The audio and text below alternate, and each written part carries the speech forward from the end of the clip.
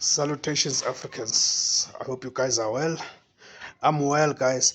I don't know, guys. Have you noticed how Carl Niehaus has turned against Jacob Zuma? How many of you have noticed that? So on this video, I want us to talk about that as to why all of a sudden has Carl Niehaus turned against Jacob Zuma.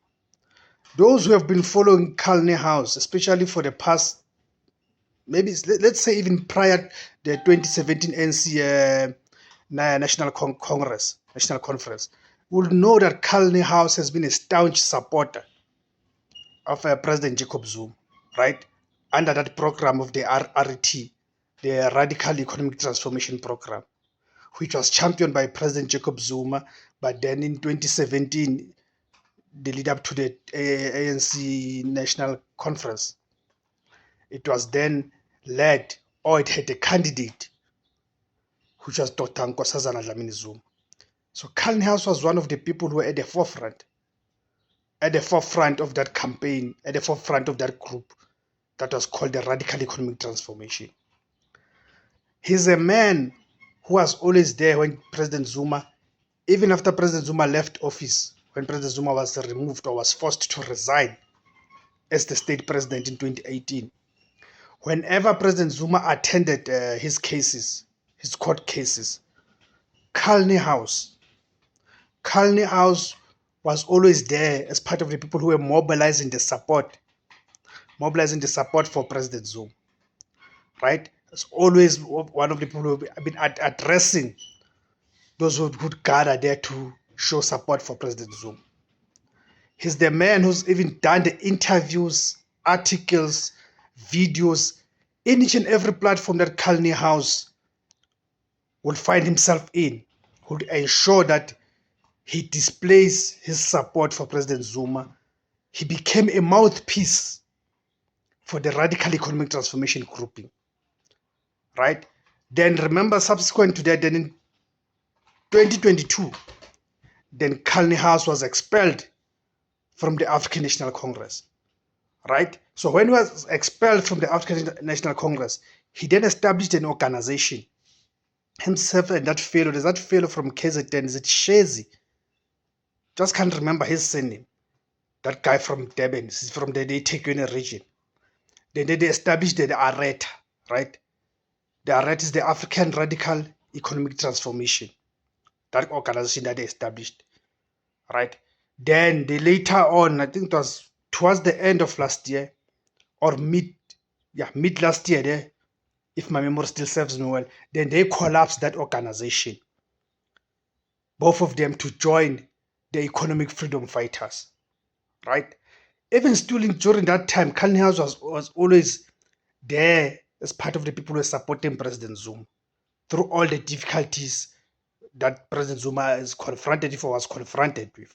Even during the time when President Zuma was unlawfully arrested, right? Sent to prison. Carl Neihaus was the people who were at the forefront, right? So in 2023, then they collapsed the ARETA. Then both of them, him and Shezi, they joined the EFF, right? Only for Shezi to leave the EFF after the announcement of the Umkhonto weSizwe Party. Remember in 16 December 2023, when President Zuma announced that he will not be supporting the ANC and will not be voting for the ANC, but he will be voting and campaigning for the Umkhonto weSizwe Party. A few months after that, then Shezi left the EFF to join the Umkhonto weSizwe Party, and Carl Neihaus remained with the EFF, right? So that's where we started to ask questions. But now, what happened between these two men? Because Carl Neihaus was known to be a staunch supporter of President Zuma. What is it that has led to the fallout? Because as much as that fallout is not so much pronounced, but if you follow a lesson or read what Carl Neihaus says or writes, then you begin to tell, or you're able to decipher, to understand that something happened between these two men. Somehow Carl Neihaus is beefing with President Zuma. Somehow Carl Neihaus seems to be having serious issues with President Jacob Zuma. So we need now to understand, but what are those issues? What could have led to those issues, right? One, could it be that there are certain promises that maybe President Zuma had made to Neihaus, right? Just as part of that support, as Niehaus was one of the people who were always mobilizing and campaigning for President Zuma as an individual during all these court processes and difficulties that President Zuma was going through. Could it be that there were some material promises that were made that Niehaus will be rewarded materially, right, for that support that he rendered for President Zuma? And maybe somehow those promises were not met, which could be one of the reasons that have led to now Niehaus having this beef with President Zuma.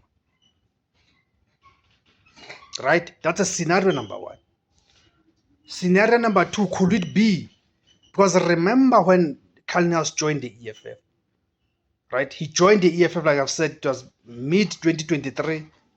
It is what was in the lead up to the 2024 national and provincial elections, right?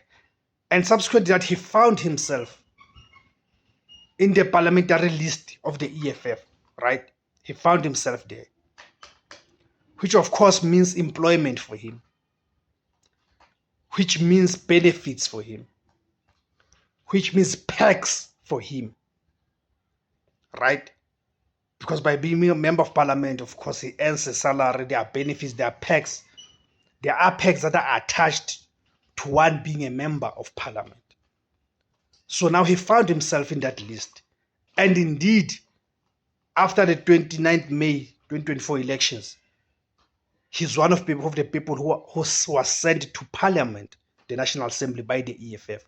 He's one of the people who are representing the EFF in parliament.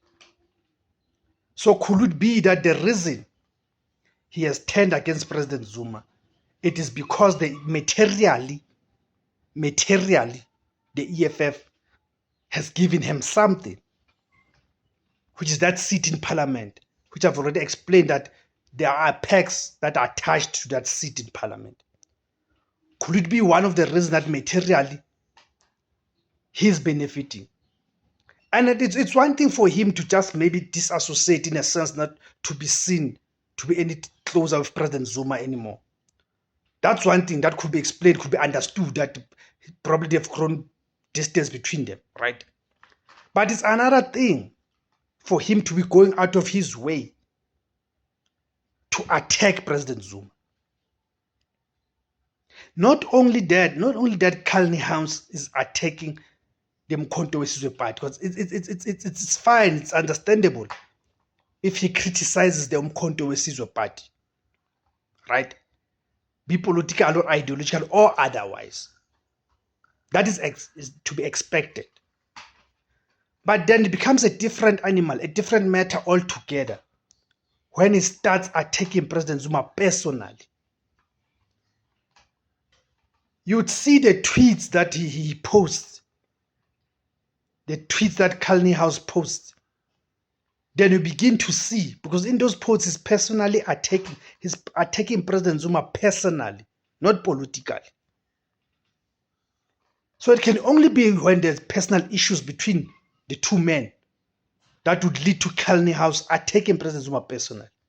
Look at how Niehaus attacked Mzwanele Manyi when Mzwanele Manyi resigned from the Economic Freedom Fighters to join the Mkhonto Wesizwe Party.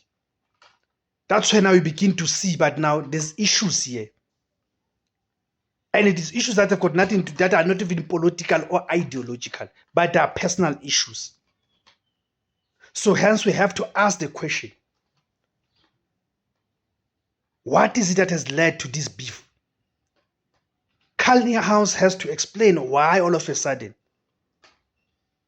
he has the issues of President Zuma, the man that he defended for so many years.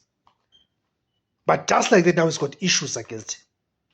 Is it because President Zuma promised him something and then President Zuma did not deliver on that? Or is it because he's been instructed by the EFF to do so? because the EFF is providing for him material and financial? That's a very important question, guys. Tell me, guys, what do you make of this? Feel free to comment in the comment section below. What do you make of this? What do you think has led to Neihaus now to be so anti-Zuma all of a sudden? And thank you very much, guys, for subscribing. If you've not yet subscribed, feel free to subscribe in the comment section below. Or there's a subscribe option below there. Please do click on it, guys. Siyabonga ma-Afrika.